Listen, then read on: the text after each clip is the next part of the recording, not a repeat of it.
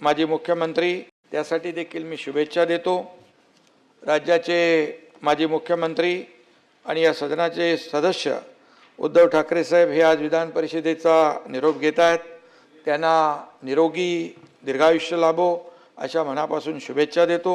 तसेच त्यांना पुढील राजकीय वाटचालीसाठी देखील खूप खूप शुभेच्छा देतो। आमच्या शिवसेने माजी मुख्यमंत्री त्यासाठी देखील मी शुभेच्छा देतो। राज्याचे माजी मुख्यमंत्री आणि या सदनाचे सदस्य उद्धव ठाकरे साहेब हे आज विधान परिषदेचा निरोप घेत आहेत। त्यांना निरोगी दीर्घायुष्य लाभो अशा मनापासून शुभेच्छा देतो।